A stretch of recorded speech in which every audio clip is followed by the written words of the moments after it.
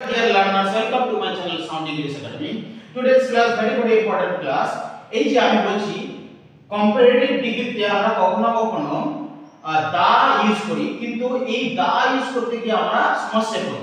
আজকে একটা সূত্রের মধ্যে দিয়ে আমি দা এর যে ব্যবহার কম্পারেটিভ ডিগ্রিতে নিশ্চিতভাবে তোমরা শিখে যাবে। তারপরে কম্পারেটিভ ডিগ্রিতে আমরা যে দেন ইউজ করি, এই দেনের পরে আই ইউজ করব না আমি ইউজ করব, মানে নমিনেটিভ কেস ইউজ করব না অবজেক্টিভ কেস ইউজ করব। এই যে প্রশ্ন আজকে এই ক্লাসের মধ্যে দিয়ে তোমাদের সব ক্লিয়ার হয়ে যাবে। চলো, C is the better of the two girls. এই যে দা ইউজ করছি বেটার, কম্পারেটিভ বেটার, তার আগে দা ইউজ করেছি। এই দাটা কখন হবে? যদি সিলেকশন বোঝায়, দুজনের মধ্যে সিলেকশন বোঝায়। এই যে অফ দা টু, এই যে এইখানে একটা দা হবে আর of the two comparative degree form তারপরে হবে, তারপর অফ দা টু। তাহলে আমরা অবশ্যই দা ইউজ করব যদি সিলেকশন বোঝায়, সিলেকশন দুজনের মধ্যে যে একটা সিলেকশন বোঝায়। He was the more intelligent of the two boys. এই যে দুজনের মধ্যে সিলেকশন বোঝাচ্ছে বলে আমরা এই মোর এর আগে দা ইউজ করেছি, মোর এর আগে দা ইউজ করেছি। তাহলে সূত্রটা কি?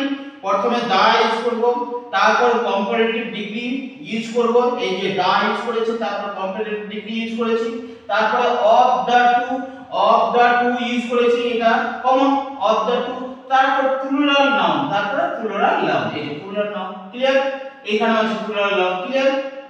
দেন he is taller than me, I or me.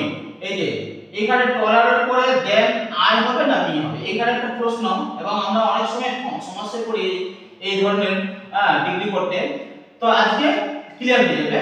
যদি ইন্ট্রানজিটিভ ভার্ব হয় তাহলে তারপরে ইন্ট্রানজিটিভ ভার্ব হয়, এবং তারপরে দেন যদি হয় দেনের পরে তখন আই বসবে, আই ইন্ট্রানজিটিভ ভার্ব।